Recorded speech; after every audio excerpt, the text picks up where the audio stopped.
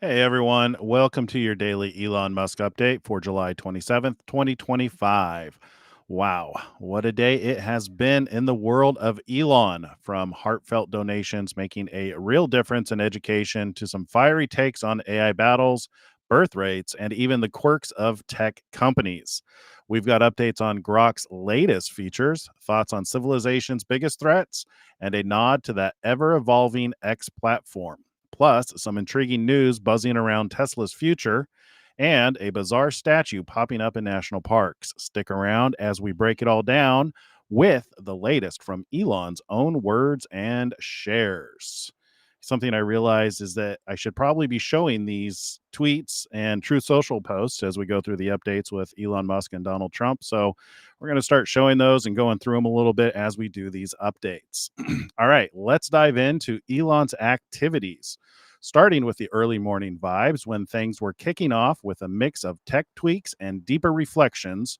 Right as the sun was coming up, Elon jumped into a conversation about his mom, May's post on Grok serving as her dog's vet, simply responding with a heart emoji to show his support for how AI is stepping into everyday roles like pet care. Not long after, he amplified a post from X Freeze about Grok's new unified model, explaining that Grok now automatically decides how much to think about your question, with an option to override to auto mode and force deeper reasoning with just one tap. He noted it's live on the web and heading to phones soon. He followed that by sharing an image announcing this rollout, emphasizing it's available on web with mobile coming quick. Around the same time, he agreed wholeheartedly with a take from Peter Haig from the UK's focus on X and online safety discussions. Isn't really about protecting kids, but silencing dissent, dropping a 100% emoji to drive the point home. As the morning progressed, Elon shifted gears to some bigger picture stuff, replying to Hayam Fam's observation on AI's explosive growth by calling it a supersonic tsunami, highlighting just how fast and overwhelming the advancements feel. He then boosted a post from Grums criticizing the UK's online Safety Act as a tool for building user databases under the guise of child protection. Again, using that 100% emoji to endorse the view that it's all about controlling speech. Diving into demographics, he countered Rob Henderson's thoughts on elite overproduction by stating that the collapse of civilization always has been and is now due to low birth rates, underscoring his ongoing concern about population decline. Late morning brought a flurry of quick hits. Elon chimed in on AI safety memes, posts about Anthropic's new AI psychiatry team, joking that every AI company is doomed to become the opposite of its name, like OpenAI being closed, stability being unstable, and thus Anthropic must be misanthropic. He agreed with Billy M2K that the new X for you algorithm is the absolute worst it's ever been. Simply saying, I agree, to echo the frustration. On Gary Tan's question about people adding typos to prove humans wrote something, Elon quipped large lying model as a playful jab at how AI might twist truths. He called Facebook sounding 100 years old in a gas pump ad true, replying to Shibatoshi Nakamoto's anecdote. Then addressing a deeper threat on AI and birth rates from dystopian GF, he pushed back by saying, Wake up, kid. That decline was happening even before the internet. US birth rates have been below replacement since around 1971, but AI will boost them to maximize the future light cone of neurotransmitter tonnage, whatever that intriguing phrase means in his vision. He kept the momentum going with a yeah in response to Rothmus sharing an image, likely tying into some cultural or meme vibe, responding to Diana G's critique that Grok performs poorly on truth and carries big agendas. Elon admitted they're working on fixing that, showing his commitment to refining the AI.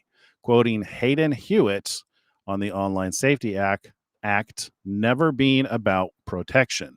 He declared its purpose is suppression of the people, a strong stance on free speech.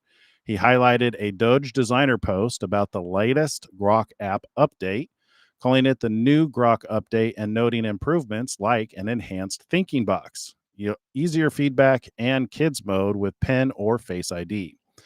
As Late Morning wrapped, Elon replied to Super Dario's claim that Google will win the ASI race by saying they are the ultimate boss battle, acknowledging the competition in artificial superintelligence.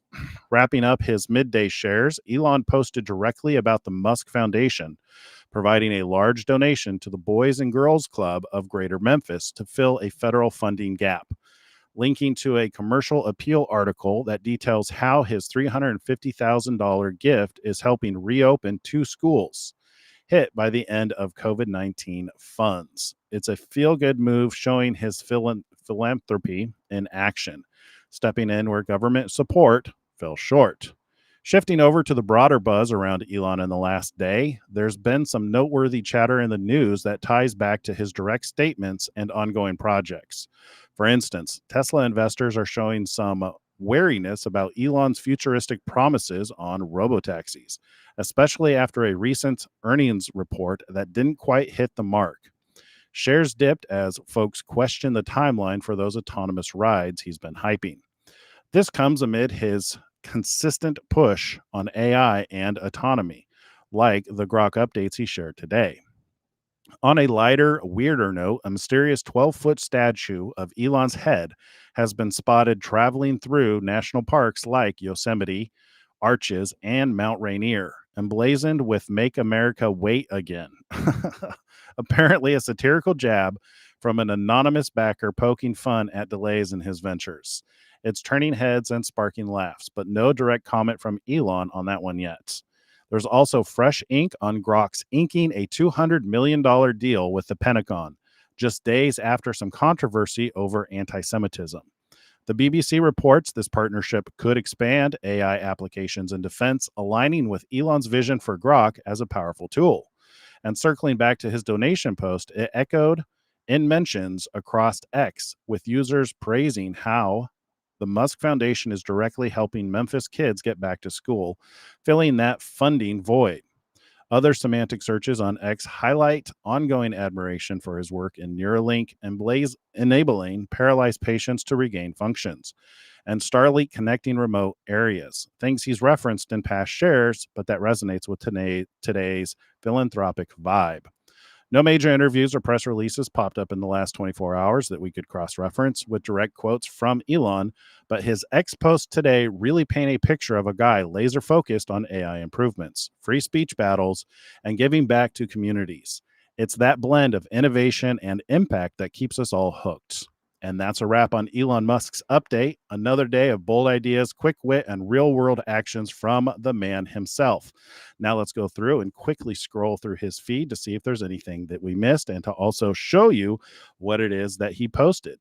So today, let's see. So he has a breaking interview. This was 22 hours ago.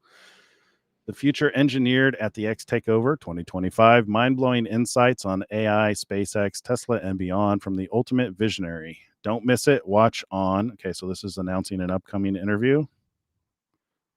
Does Tesla plan on owning a large fleet of robotaxis? And then when will private citizens be? Apparently an interview that already took place. We don't have time to watch this whole thing. That looks like it's about an hour.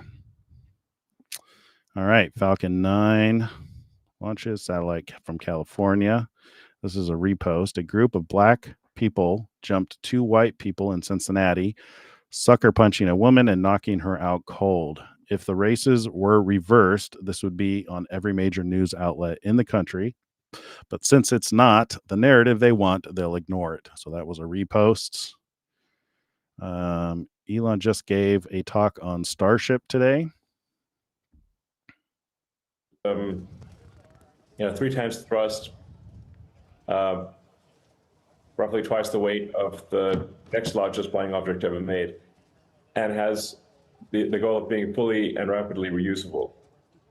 So this is a really crazy thing to do. I think it's really one of the hardest engineering challenges that exists.